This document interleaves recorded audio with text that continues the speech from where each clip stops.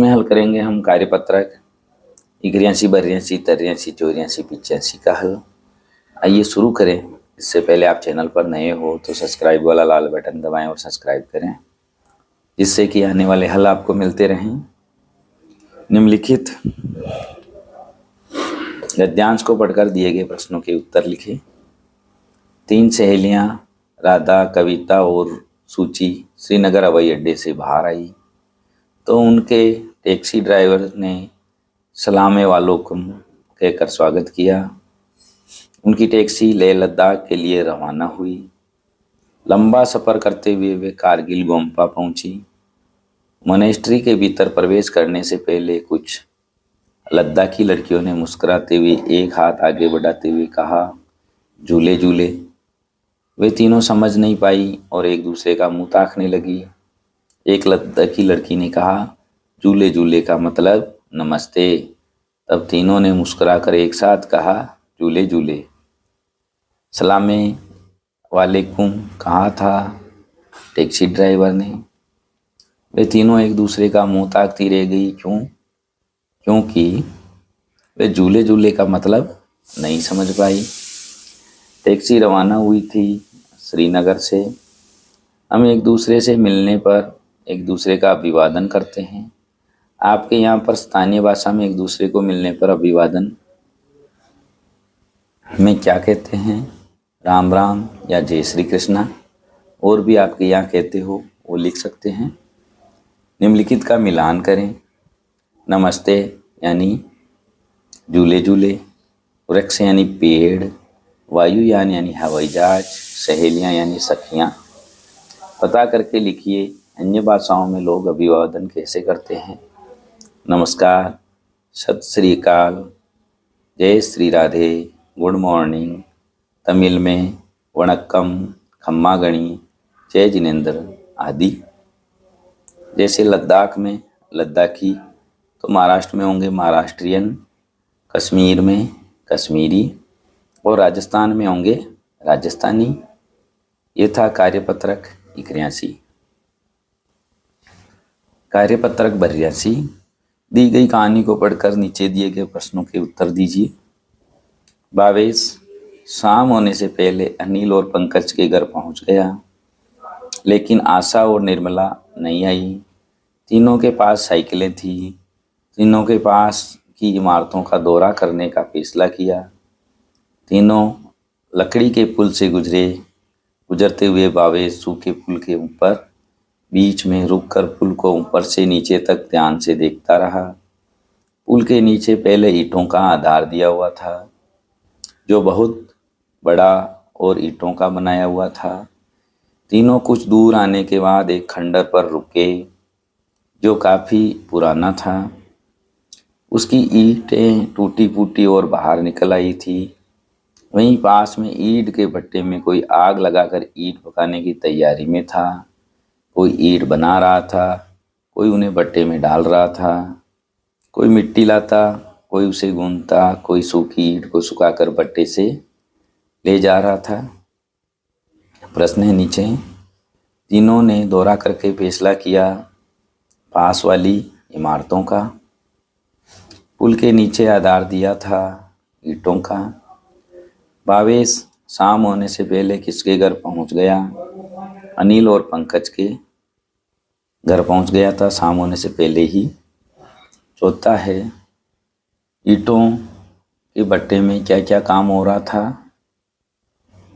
तो ईंट के भट्टे में कोई ईंट बना रहा था, कोई भट्टे में डाल रहा था, कोई मिट्टी लाता, कोई गूंदता, कोई सूखी ईंटों को भट्टे से ले जाता। ईंट बनाने में किन किन चीज़ों का प्रयोग किया जाता है? मिट्टी, पानी, सांचा, पकाने के लिए कोयला, लकड़ी या चमड़े का मलबा आदि। दिए गए शब्दों का अर्थ लिखें। खंडर यानी जीर्ण शीर्ण, गूंदना यानी मिलाना, इमारत यानी भवन, निर्माण यानी रचना करना। मिट्टी से ईंट बनती हैं। इसके अलावा मिट्टी से क्या क्या वस्तु बनती है उन्हें सूचीबद्ध करें। मटके, खिलौने, बर्तन, कलश, दीपक, गुलदान, फूलदान, कुल्हड़ और सुराही ये मिट्टी के बनते हैं। आपके आसपास और भी कुछ मिट्टी का बनता हो तो यहाँ आप लिख सकते हैं, वो भी सही है। यथा कार्यपत्रक 82। कार्यपत्रक 83 नीचे एक कविता दी गई है, लेकिन कविता के कुछ वाक्य अधूरे हैं। आप अपने मन से अधूरी जगह को इस तरह पूरा करें कि एक मज़ेदार कविता बन जाए। आप इसमें नई पंक्तियाँ भी जोड़ सकते हैं। तिकोने तुम समोसे भाई, तुमने सारी चीज़ें खाई, आलू और प्याज खाई, खाया सारा मसाला, मुँह तो छोटा सा है लेकिन तेल सारा पी डाला।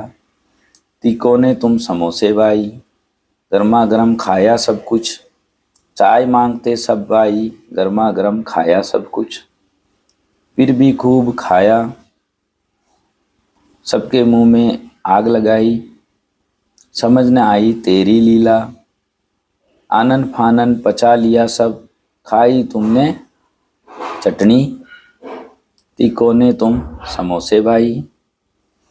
इस कविता को हम कहानी में बदलेंगे तो इसकी कहानी होगी, अरे समोसे भाई तुम्हारा आकार तिकोना होता है, फिर भी तुमने सारी चीज़ें जैसे आलू प्याज मसाला सभी को खा लिया। तुम्हारा मुंह छोटा सा है, फिर भी तुमने सारा तेल पी लिया। लोगों ने तुम्हें गरम गरम खाया, फिर भी गरम चाय मांगते हैं। सबको गरम लग रहे हो, फिर भी सब खूब खाते हैं। सबके मुंह में मिर्च लग रही है, फिर भी खाए जा रहे हैं। चटनी के साथ खाकर तुरंत पचा भी लेते हैं। तुम ऐसे तिकोने समोसे भाई हो। नीचे हैं 20, कचौड़ी पूड़ी 30, दही बड़े खाए 31, 3 बार रबड़ी खाई, खीर कटोरे भर भाई, सब्जी खाई कटोरी भर के, लाला सब कुछ खा कर के, बोले यूं मचल के, भरपेट नहीं खिलाया है, भूखा मुझे उठाया है। तो इसने देखिए 20 कचौड़ी 30 पूड़ी दही बड़े 31 खाए, 3 बार रबड़ी भी खाई, खीर के कटोरे भी खाए, फिर भी ये कह रहा है कि मुझे भूखा ही उठाया है। इसकी हम कहानी बनाएंगे।